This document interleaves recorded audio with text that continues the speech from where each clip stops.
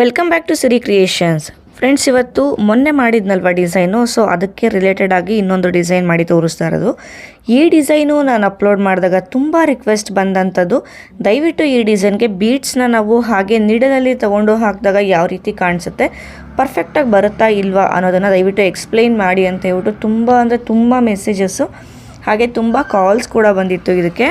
So ಹಾಗಾಗಿ ಈ ಡಿಸೈನ್ಗೆ ಬೀಡ್ಸನ್ನು ಹಾಕಿ ಯಾವ ರೀತಿ ವರ್ಕ್ ಮಾಡ್ಬೋದು ಅನ್ನೋದನ್ನು ಇವತ್ತಿನ ವಿಡಿಯೋದಲ್ಲಿ ನಾನು ಹೇಳ್ಕೊಡ್ತೀನಿ ನಿಮಗೆ. ಫ್ರೆಂಡ್ಸ್, ಹಾಗೆಯೇ ತುಂಬ ಜನ ನನಗೆ ರಿಕ್ವೆಸ್ಟ್ ಮಾಡ್ಕೊಂಡಿದ್ದೀರ ಡಿಸೈನ್ಸು. ಯಾರ್ಯಾರ ಡಿಸೈನ್ಸು ನಾನು ಇನ್ನೂ ಅಪ್ಲೋಡ್ ಮಾಡಿಲ್ಲ, ಸುಮಾರು ಜನದ್ದು ನಾನು ಮಾಡಿದ್ದೀನಿ.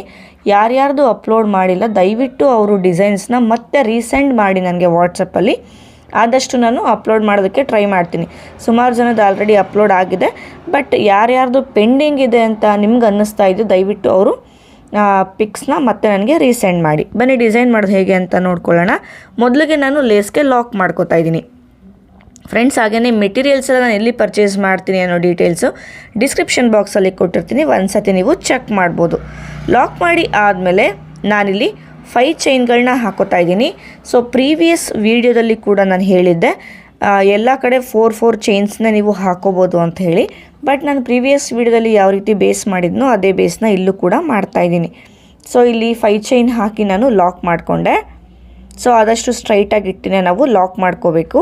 ಇವಾಗ ನಾನು 4 ಚೈನ್ಗಳನ್ನ ಹಾಕೋತಾ ಇದ್ದೀನಿ, 4 ಚೈನ್ಸ್ ಹಾಕ್ತಾಯಿದ್ದೀನಿ. ಸೊ ಈ 4 ಚೈನ್ಸ್ನು ಕೂಡ ಅಷ್ಟೇ ಈ ರೀತಿ ಸ್ಟ್ರೈಟಾಗಿಟ್ಟು ಸಿಂಗಲ್ ಕ್ರೋಶೆ ಹಾಕಿ ನಾನು ಲಾಕ್ ಮಾಡ್ಕೋತೀನಿ. ಫಸ್ಟ್ ಚೆಕ್ ಮಾಡ್ಕೊಳ್ಳಿ ಇನ್ ಕೇಸ್ ಏನಾದರೂ ಸುಕ್ಕು ಬಂದಿದೆಯಾ ಇಲ್ವಾ ಅಂತ ಹೇಳಿ. ಇವಾಗ ನಾನು ದಾರ ತೆಗೆದು ಒಂದು ಫ್ಲವರ್ ಬೀಡನ್ನ ಹಾಕೋತಾ ಇದ್ದೀನಿ. ಸೊ ಪ್ರೀವಿಯಸ್ ಡಿಸೈನ್ಗೂ ಸೇಮ್ ಬೀಡನ್ನು ನಾನು ಯೂಸ್ ಮಾಡಿದ್ದು.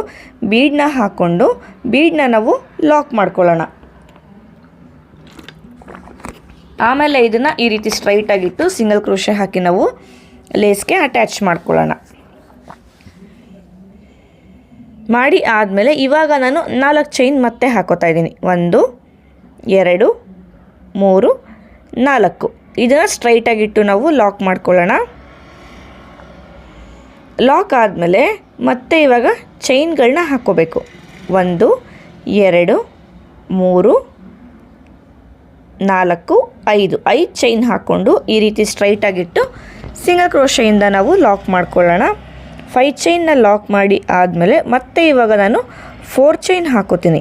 ಸೊ ಬೀಡ್ ಆದಮೇಲೆ ಒಂದು ಸತಿ 4 ಚೈನ್ 5 ಚೈನ್ 4 ಚೈನ್ ಈ ರೀತಿ. ಇವಾಗ 4 ಚೈನ್ ಹಾಕೋತೀನಿ.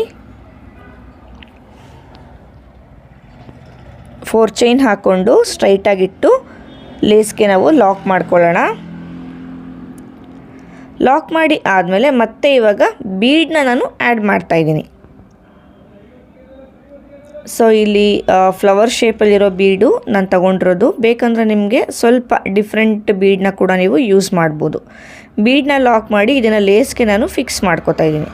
ಸೊ ಫ್ರೆಂಡ್ಸ್, ಇವತ್ತಿನ ಡಿಸೈನ್ದು ಬೇಸ್ ಲೈನ್ ಇದು. ಸೊ ನೀವು ಹಿಂದಿನ ಡಿಸೈನ್ ನೋಡಿದರೆ ಕರೆಕ್ಟಾಗಿ ಗೊತ್ತಾಗುತ್ತೆ. ಇವತ್ತಿನ ಡಿಸೈನ್ದು ಬೇಸ್ ಲೈನು 5 ಚೈನ್ 4 ಚೈನ್ ಮತ್ತು 4 ಚೈನ್ 5 ಚೈನ್ 4 ಚೈನ್ ಈ ಥರ.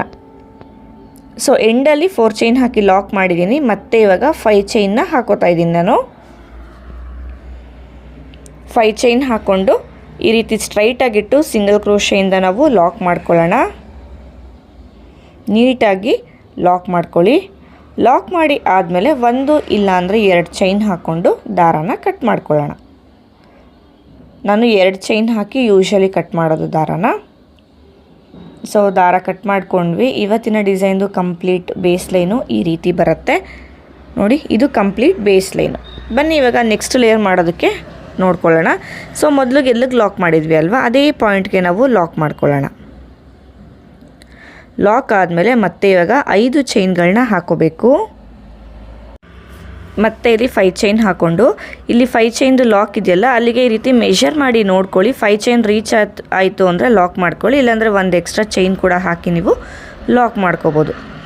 ಲಾಕ್ ಮಾಡಿ ಆದಮೇಲೆ ಇವಾಗ ಬೀಡ್ನ ಹಿಂದೆಗಡೆ ಇಲ್ಲಿ ದಾರ ಇದೆ ಅಲ್ವಾ, ಸೊ ಈ ದಾರಕ್ಕೆ ನಾವು ವರ್ಕ್ ಮಾಡ್ಕೋಬೇಕು. ಇವಾಗ ನಾನು ದಾರ ತೆಗೆದು ಒಂದು 3mm ಸೈಜಲ್ಲಿ ಗೋಲ್ಡ್ ಬೀಡನ್ನ ತಗೋತಾ ಇದ್ದೀನಿ. ಬೀಡನ್ನ ತಗೊಂಡು ಬೀಡನ್ನ ಲಾಕ್ ಮಾಡೋದು ಬೇಡ, ಡೈರೆಕ್ಟಾಗಿ ನಾವು ವರ್ಕ್ ಮಾಡ್ಕೋಬೇಕು. ಡೈರೆಕ್ಟಾಗಿ ಸೂಜಿ ಮೇಲೆ ದಾರ ತಗೊಂಡು ನೋಡಿ ಇಲ್ಲಿ ಬೀಡ್ನ ಹಿಂದೆಗಡೆ ಇಲ್ಲಿ ನಾವು ಬೀಡ್ನ ಲಾಕ್ ಮಾಡಿದಾಗ ದಾರ ಫಾರ್ಮ್ ಆಗಿರುತ್ತಲ್ವ, ಆ ದಾರಕ್ಕೆ ನಾವು ಇನ್ಸರ್ಟ್ ಮಾಡಿ ಡಬಲ್ ಕ್ರೋಶೇನ ಮಾಡ್ಕೋಬೇಕು. ಸೊ ಎಷ್ಟು 6 ಎಳೆ ದಾರ ತೊಗೊಂಡ್ರೆ ಇಲ್ಲ 7 ಎಳೆ ದಾರ ತೊಗೊಂಡಿರ್ತೀವಲ್ವ ಅಷ್ಟು ದಾರದ ಒಳಗಡೆ ನೀಡಲು ಬರಬೇಕು. ಆ ರೀತಿ ನಾವು ಹಾಕ್ಕೊಂಡು ಡಬಲ್ ಕ್ರೋಶೇನ ವರ್ಕ್ ಮಾಡ್ಕೋಬೇಕು. 1 ಎಳೆ ಬಿಟ್ಟರು ನಮಗೆ ಡಿಸೈನು ಅಷ್ಟು ನೀಟಾಗಿ ಕಾಣಿಸೋದಿಲ್ಲ. ಆದಷ್ಟು ಎಲ್ಲ ಎಳೆಗಳನ್ನು ಸೇರಿಸಿ ಇನ್ಸರ್ಟ್ ಮಾಡಿ ಡಬಲ್ ಕ್ರೋಶೇನ ಮಾಡ್ಕೊಳ್ಳೋದಕ್ಕೆ ಟ್ರೈ ಮಾಡ್ಕೊಳ್ಳಿ. ನಮ್ಗೆ ಈ ಥರ ಇವಾಗ ನನಗೆ ಸಿಕ್ಕಾಕೋತಲ್ವ ಆ ರೀತಿ ಸಿಕ್ಕಾಕೊಳ್ಳೋ ಚಾನ್ಸಸ್ಸು ತುಂಬಾ ಇರುತ್ತೆ. ಸೊ 3mm ಬದಲಾಗಿ ನೀವು ಇನ್ನೂ ಸಣ್ಣ ಬೀಡನ್ನ ಕೂಡ ಯೂಸ್ ಮಾಡ್ಬೋದು. ಬೇಕು ಅನ್ನೋರು ಇನ್ನೊಂದು ಚೂರು ದೊಡ್ಡ ಬೀಡನ್ನ ಕೂಡ ಹಾಕಿ ನೀವು ಟ್ರೈ ಮಾಡ್ಬೋದು. ನೋಡಿ ಬೀಡನ್ನ ಹಿಂದೆಗಡೆ ಇಲ್ಲಿ ದಾರ ಫಾರ್ಮ್ ಆಗಿದೆ ಅಲ್ವಾ, ಈ ದಾರಕ್ಕೆ ನೀಡಲ್ನ ಹಾಕಿ ದಾರ ತೆಗೆದ್ರೆ 3 ಲೂಪ್ ಆಗುತ್ತೆ. 2ರಲ್ಲಿ 1 ಮಾಡ್ಕೊಳ್ಳಿ, ಆಮೇಲೆ ಮತ್ತೆ 2ರಲ್ಲಿ 1. ಇವಾಗ ಚೈನ್ ಹಾಕ್ಕೊಳ್ಳಿ, 1 2 ಚೈನ್ ಹಾಕ್ಕೊಂಡು ಇಲ್ಲಿ ಡಬಲ್ ಕ್ರೋಶೆ ಒಳಗಡೆ ಈ ರೀತಿ ಮಾಡ್ಕೋಬೇಕು. ಸೂಜಿ ಮೇಲೆ ದಾರ ತಗೊಂಡು ಇನ್ಸರ್ಟ್ ಮಾಡಿ ದಾರ ತೆಗೆದ್ರೆ 3 ಲೂಪ್ ಆಗುತ್ತೆ, ಹಾಗೆ ಬಿಡಬೇಕು. ಮತ್ತೆ ಸೂಜಿ ಮೇಲೆ ದಾರ ತಗೊಳ್ಳಿ, ಇನ್ಸರ್ಟ್ ಮಾಡಿ 3 ಲೂಪ್ ಆಗುತ್ತಲ್ಲ ಹಾಗೆ ಬಿಡಿ. ಮತ್ತೆ ದಾರ ತೆಗೆದು ಇನ್ಸರ್ಟ್ ಮಾಡಿ ಈ ರೀತಿ, ಅಂದರೆ ಒಟ್ಟು 5 ಟೈಮ್ಸ್ ಮಾಡ್ಕೋಬೇಕು. ನಾನು ಸ್ಟಾರ್ಟಿಂಗಲ್ಲಿ ಏನು 2 ಚೈನ್ ಹಾಕ್ತೆ ಅಲ್ವಾ, ಆ ಜಾಗದಲ್ಲಿ ನೀವು 3 ಚೈನ್ನ ಕೂಡ ಹಾಕ್ಕೋಬೋದು. ನೋಡಿ ಈ ರೀತಿ 5 ಟೈಮ್ಸ್ ಮಾಡಿ ಆದಮೇಲೆ ಇವಾಗ ಇದನ್ನು ಈ ರೀತಿ ಗ್ರಿಪ್ಪಿಗೆ ತಗೊಂಡು ಇವಾಗ ಈ ದಾರನ ಕಂಪ್ಲೀಟಾಗಿ ಇಲ್ಲಿ ಎಷ್ಟು ಹೋಲ್ಸ್ ಮಾಡಿದ್ದೀವಿ ಅಲ್ವಾ ಅಷ್ಟು ಹೋಲ್ಸಿಂದ ಹೊರಗಡೆಗೆ ನೀಡಲ್ನ ತೆಗಿಬೇಕು. ಸ್ವಲ್ಪ 1 ಇಲ್ಲಾಂದರೆ 2 ಪಫ್ಗಳನ್ನ ಮಾಡಬೇಕಾದ್ರೆ ನಮಗೆ ಸ್ವಲ್ಪ ಟ್ರಿಕ್ಕಿ ಅನಿಸುತ್ತಷ್ಟೇ. ಆಮೇಲೆ ನಮಗಿದು ಮಾಡ್ತಾ ಅಡ್ಜಸ್ಟ್ ಆಗ್ತಾ ಹೋಗುತ್ತೆ. ನೋಡಿ ಈ ರೀತಿ ಹೊರಗಡೆ ತೆಗೆದು ಇವಾಗ ನಾವು ಲಾಕ್ ಮಾಡ್ಕೊಳ್ಳೋಣ. ನೋಡಿ ಇದು ಈ ರೀತಿ ಬರುತ್ತೆ. ಮತ್ತು ಇವಾಗ ಇನ್ನೂ ಒಂದು ಬೀಡನ್ನ ತಗೊಳ್ಳಿ, ಇನ್ನೂ ಒಂದು ಬೀಡನ್ನ ತಗೊಂಡು ಸೂಜಿ ಮೇಲೆ ದಾರ ತಗೊಂಡು ಡಬಲ್ ಕ್ರೋಶೇನ ಮಾಡ್ಕೋಬೇಕು. ಸೇಮ್ ಬೀಡನ್ನ ಹಿಂದೆಗಡೆ ದಾರ ಏನು ಫಾರ್ಮ್ ಆಗಿತ್ತಲ್ವ ಅಲ್ಲಿಗೆ ಡಬಲ್ ಕ್ರೋಶೇನ ಮಾಡ್ಕೋಬೇಕು. ಡಬಲ್ ಕ್ರೋಶೆ ಆದಮೇಲೆ ಇಲ್ಲಿ ಚೈನ್ ಹಾಕ್ತಾ ಇದ್ದೀನಲ್ವ, ಸೊ ಇಲ್ಲಿ 3 ಚೈನ್ ಕೂಡ ಹಾಕೋಬೋದು, 2 ಚೈನ್ ಕೂಡ ಹಾಕೋಬೋದು. ಅದನ್ನು ನಾನು ಇನ್ಫಾರ್ಮ್ ಮಾಡಿದ್ದೀನಿ. ನೋಡಿ ಇವಾಗ 3 ಚೈನ್ ಹಾಕಿ ಮಾಡ್ತಾ ಇದ್ದೀನಿ. ಸೊ ಸೂಜಿ ಮೇಲೆ ದಾರ ತಗೊಂಡು ಅದೇ ಡಬಲ್ ಕ್ರೋಶೆಗೆ ಇನ್ಸರ್ಟ್ ಮಾಡಿ ದಾರ ಈ ರೀತಿ ತೆಗಿಬೇಕು. ಮತ್ತೆ ದಾರ ತಗೊಂಡು ಇನ್ಸರ್ಟ್ ಮಾಡಿ ಈ ರೀತಿ, ಮತ್ತು ಸೂಜಿ ಮೇಲೆ ದಾರ ತಗೊಳ್ಳಿ, ದಾರ ತೆಗೆದ್ರೆ 3 ಲೂಪ್ ಆಗುತ್ತೆ. ಸೊ ಏನು ಮಾಡೋದು ಬೇಡ, ಅದನ್ನು ಹಾಗೇ ನಾವು ಬಿಡ್ತಾ ಹೋಗಬೇಕು. ಇದೇ ಥರ ಒಟ್ಟು 5 ಸತಿ ನಾವು ವರ್ಕ್ ಮಾಡ್ಕೋಬೇಕಾಗತ್ತೆ. ಸೊ ಫ್ರೆಂಡ್ಸ್, ಇನ್ನೊಂದು ಟಿಪ್ಪು ನಾನು ಏನು ಹೇಳ್ತೀನಿ ಈ ಡಿಸೈನ್ನ ಮಾಡಬೇಕಾದ್ರೆ, ನೋಡಿ ಈ ರೀತಿ ದಾರನ ಹೊರಗಡೆಗೆ ತಗೋತೀವಿ ಅಲ್ವ ನಾವು, ಆವಾಗ ನಮಗೆ ಸ್ವಲ್ಪ ಸಿಕ್ಕಾಕೊಳ್ಳೋ ಚಾನ್ಸಸ್ಸು ತುಂಬ ಇರುತ್ತೆ. ಯಾಕೆ ಅಂತ ಅಂದರೆ ಒಂದೊಂದು ಹೋಲ್ಸು ಚಿಕ್ಕದಿರುತ್ತೆ, ಒಂದೊಂದು ಹೋಲ್ಸು ದೊಡ್ಡದಿರುತ್ತೆ. ಮತ್ತು ನೀಡಲ್ನ ನಾವು ಹೊರಗಡೆ ತೆಗಿಬೇಕಾದ್ರೆ ಒಂದೇ ಡೈರೆಕ್ಷನಲ್ಲಿ ಹೊರಗಡೆ ತೆಗಿಬೇಕು. ಇನ್ ಕೇಸ್ ನೀಡಲ್ನ ಆ ಕಡೆ ಈ ಕಡೆ ನಾವು ಟರ್ನ್ ಮಾಡ್ತು ಅಂತ ಅಂದರೆ ಈ ರೀತಿ ಸಿಕ್ಕಾಕೊಂಬಿಡುತ್ತೆ. ಸೊ ನಾನು ಸ್ವಲ್ಪ ಟರ್ನ್ ಮಾಡಿ ನೋಡೋದಕ್ಕೆ ನನಗೆ ಸಿಕ್ಕಾಕೊಂತು. ಸೊ ನೀಡಲ್ನ ಟರ್ನ್ ಮಾಡಬೇಡಿ. ಯಾವಾಗ ದಾರ ತೆಗೆದು ಹೊರಗಡೆ ಎಳಿತೀವಿ ಅಲ್ವಾ, ಒಂದೇ ಡೈರೆಕ್ಷನಲ್ಲಿ ಎಳ್ಕೋಬೇಕು. ಮತ್ತು ಇದನ್ನು ಲಾಕ್ ಮಾಡ್ಕೊಳ್ಳೋಣ. ಒಂದೇ ಡೈರೆಕ್ಷನಲ್ಲಿ ಎಳಿಬೇಕು. ಜೊತೆಗೆ ಏನು ಅಂತಂದರೆ ಹೊಸ ನೀಡಲ್ನಲ್ಲಿ ಈ ಡಿಸೈನ್ನ ಟ್ರೈ ಮಾಡೋದಕ್ಕೆ ಹೋಗಬೇಡಿ. ಸ್ವಲ್ಪ ಹಳೇದಾಗಿರೋ ನೀಡಲಲ್ಲಿ ಈ ಡಿಸೈನ್ನ ಟ್ರೈ ಮಾಡಿ. ಮತ್ತು ಇವಾಗ ದಾರ ತಗೊಂಡು ಡಬಲ್ ಕ್ರೋಶೇನ ವರ್ಕ್ ಮಾಡ್ಕೋತಾ ಇದ್ದೀನಿ. ಡಬಲ್ ಕ್ರೋಶೆ ವರ್ಕ್ ಮಾಡ್ಕೋಬೇಕು. ಸೊ ಇವಾಗ ಇಲ್ಲಿ 2 ಚೈನು ಇಲ್ಲ ಅಂದರೆ 3 ಚೈನ್ ಹಾಕೋಬೇಕು. ಸೊ ಏನು ಡಿಫ್ರೆನ್ಸ್ ಅನಿಸೋದಿಲ್ಲ 2 ಚೈನ್ಗೂ 3 ಚೈನ್ಗೂ ಇಲ್ಲಿ. ಸೊ 3 ಚೈನ್ ಹಾಕ್ಕೊಂಡ್ರೆ ಸ್ವಲ್ಪ ಲೆಂತಿ ಈ ರೀತಿ ನಾವು ಎಳ್ಕೋಬೋದು ಮೇಲೆ ಅಂತ ಅಷ್ಟೇ. ಸೊ ಆದಷ್ಟು 5 ಟೈಮ್ಸ್ ಮಾಡ್ಕೊಳ್ಳಿ. ಇದು ಹೋಗ್ತಾ ಹೋಗ್ತಾ ಸ್ವಲ್ಪ ಟೈಟ್ ಅಂತ ಅನಿಸುತ್ತೆ, ಸ್ವಲ್ಪ ಚಿಕ್ಕದು ಅನಿಸುತ್ತೆ, ಪರವಾಗಿಲ್ಲ, ಈಸಿಯಾಗಿ ನಾವು ವರ್ಕ್ ಮಾಡ್ಕೋಬೋದು. ಸ್ವಲ್ಪ ಪ್ರಾಕ್ಟೀಸ್ ಬೇಕು ಅಷ್ಟೇ ಇದಕ್ಕೆ.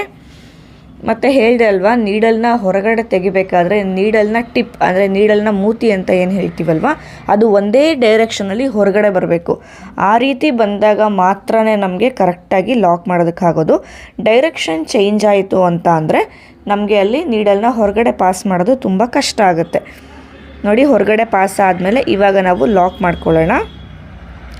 ಸೊ ನೋಡ್ತಾ ಇರ್ಬೋದು ಇಲ್ಲಿ 3 ಪಫ್ ಆರ್ಚ್ಗಳನ್ನ ಮಾಡ್ಕೊಂಡಿದ್ದೀನಿ. ಸೊ ಮತ್ತೆ ಇವಾಗ ಬೀಡನ್ನ ತಗೊಂಡು ಡಬಲ್ ಕ್ರೋಶೆ ಮಾಡಿಕೊಂಡು ವರ್ಕ್ ಮಾಡ್ಕೋತೀನಿ. ಸೊ ಇಲ್ಲಿ ಬೀಡನ್ನ ಹಿಂದೆಗಡೆ ದಾರಕ್ಕೆ ಫುಲ್ಲು ನಾವು ವರ್ಕ್ ಮಾಡ್ಕೊಳ್ಳೋಣ. ಎಷ್ಟು ಹಿಡಿಯುತ್ತೋ ನೋಡಿಕೊಂಡು ಅಷ್ಟು ನಾವು ವರ್ಕ್ ಮಾಡ್ಕೋಬೇಕು. ಆದರೆ ಓವರ್ಲ್ಯಾಪ್ ಆಗಬಾರ್ದು, ಆ ರೀತಿ ನಾವು ವರ್ಕ್ ಮಾಡ್ಕೊಳ್ಳೋಣ. ಸೊ ನೋಡಿ ಇಲ್ಲಿ 3 ಆಗಿದೆ ಅಲ್ವಾ. ಸೊ ಇದು ಬೀಡನ್ನ ಹಿಂದೆಗಡೆ ಕಂಪ್ಲೀಟ್ ಮಾಡ್ಕೋತೀನಿ. ಸೊ ಇಲ್ಲಿ ನೋಡ್ತಾ ಇರ್ಬೋದು ನೀವು, ಇವಾಗ ಬೀಡನ್ನ ಹಾಕೋತಾ ಇದ್ದೀನಿ. ಕೊನೆಯಲ್ಲಿ ಬೀಡ್ ಬರಬೇಕಲ್ವ, ಸ್ಟಾರ್ಟಿಂಗಲ್ಲಿ ಬೀಡ್ ಬಂದಿರೋದ್ರಿಂದ. ಸೊ ಹಾಗಾಗಿ ಕೊನೆಯಲ್ಲೂ ಬೀಡ್ ಬರಲಿ ಅಂತ ಹೇಳ್ಬಿಟ್ಟು ಬೀಡನ್ನ ಹಾಕೋತಾ ಇದ್ದೀನಿ. ಬೀಡನ್ನ ಹಾಕೊಂಡಾದಮೇಲೆ ಡೈರೆಕ್ಟಾಗಿ ಇದನ್ನು ಇಲ್ಲಿ 4 ಚೈನ್ದು ಲಾಕ್ ಏನಿದೆ ಅಲ್ವ, ಆ ಲಾಕ್ನ ಮೇಲ್ಗಡೆಗೆ ಲಾಕ್ ಮಾಡ್ಕೊಂಬಿಡೋಣ. ಲಾಕ್ ಮಾಡಿ ಆದಮೇಲೆ ನೋಡಿ ಇಲ್ಲಿ ಆರ್ಚ್ನ ತೋರಿಸ್ತೀನಿ. ಈ ರೀತಿ ಬಂದಿದೆ ಇದು.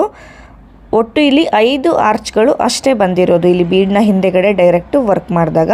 ಹಾಗೆ ಸ್ಟಾರ್ಟಿಂಗಲ್ಲೂ ಎಂಡಿಂಗಲ್ಲೂ ಬೀಡ್ ಬರೋ ರೀತಿ ನಾನು ಮಾಡ್ಕೊಂಡಿದ್ದೀನಿ. ಇವಾಗ 5 ಚೈನ್ ಹಾಕಿ ಲಾಕ್ ಮಾಡಿ ನೆಕ್ಸ್ಟು ಆರ್ಚ್ನ ಕಂಟಿನ್ಯೂ ಮಾಡೋದು. ಸೊ 2 ಒಂದೇ ಥರ ಇರೋದ್ರಿಂದ ನಾನೇನು ಎಕ್ಸ್ಟ್ರಾ ಜಾಸ್ತಿ ಮಾಡಿ ತೋರಿಸೋದಕ್ಕೆ ಹೋಗಿಲ್ಲ. ಒಂದು ಆರ್ಚ್ಗೂ ಇನ್ನೊಂದು ಆರ್ಚ್ಗೂ ಗ್ಯಾಪು 5 ಚೈನ್ ಹಾಕೋತೀವಲ್ವ, ಅಲ್ಲಿಗೆ ನಾವು ಕುಚ್ಚು ಹಾಕೋದು. ನೋಡಿ ಇಲ್ಲಿ ಕುಚ್ಚೆಲ್ಲ ಹಾಕಿ ಯಾವ ರೀತಿ ಕಾಣಿಸುತ್ತೆ ಅಂತ ನಾನು ಡಿಸೈನ್ನ ತೋರಿಸ್ತೀನಿ. ಜೊತೆ ನೋಡ್ಬೋದು ಡಿಸೈನ್ನ ಸ್ಟಾರ್ಟಿಂಗಲ್ಲಿ ಕೂಡ ನಾನು ಬೀಡ್ ಹಾಕಿದ್ದೆ ಅಲ್ವಾ, ಎಂಡಿಂಗಲ್ಲಿ ಕೂಡ ಬೀಡ್ ಬರಬೇಕು, ಆ ರೀತಿ ನಾನು ವರ್ಕ್ ಮಾಡ್ಕೊಂಡಿದ್ದೀನಿ. ಆ ರೀತಿ ಮಾಡ್ಕೊಂಡಾಗ ಮಾತ್ರ ನಮಗೆ ಯೂನಿಫಾರ್ಮ್ ಆಗಿ ಕಾಣಿಸುತ್ತೆ. ಸೊ ಇಲ್ಲಿ ಡಿಸೈನ್ಗೆ ಕುಚ್ಚು ಹಾಕಿ ಫೈನಲ್ ಲುಕ್ ನಾನು ತೋರಿಸ್ತೀನಿ ನಿಮಗೆ. ಫ್ರೆಂಡ್ಸ್ ನೋಡ್ತಾ ಇರ್ಬೋದು ಕುಚ್ಚೆಲ್ಲ ಹಾಕಿ ಆಗಿದೆ. ಸೊ ಇದು ಬಂದು ನನ್ನ ಗ್ರೀನ್ ಕಲರಲ್ಲಿ ಮಾಡಿರೋದು, ಇವತ್ತು ಮಾಡಿರೋ ಅಂಥ ಡಿಸೈನ್. ಇದು ರೆಡ್ ಕಲರಲ್ಲಿ ಮಾಡಿರೋದು ಮೊನ್ನೆ ಮಾಡಿರೋ ಅಂಥ ಡಿಸೈನು. ಬಟ್ ಇದು ಗ್ರೀನ್ ಕಲರು ಅಷ್ಟೇ ಕಂಪ್ಲೀಟ್ ಆದಮೇಲೆ ಚೆನ್ನಾಗಿ ಕಾಣಿಸ್ತಾ ಇತ್ತು. ಬಟ್ ನನಗೆ ಪರ್ಸ್ನಲಿ ಇಷ್ಟ ಆಗಿದ್ದು ಅಂತ ಅಂದರೆ ಬೀಡನ್ನ ಇಲ್ಲದೇ ನಾವು ವರ್ಕ್ ಮಾಡಿದ್ವಿ ಅಲ್ವ, ಇಲ್ಲಿ ರೆಡ್ ಕಲರು, ಇದು ನನಗೆ ತುಂಬ ಇಷ್ಟ ಆಯಿತು. ಸೊ ಬೀಡನ್ನ ಹಾಕಿರೋದು ಅಷ್ಟೇ ಪರವಾಗಿಲ್ಲ, ಅದು ಕೂಡ ಚೆನ್ನಾಗಿ ಕಾಣಿಸುತ್ತೆ.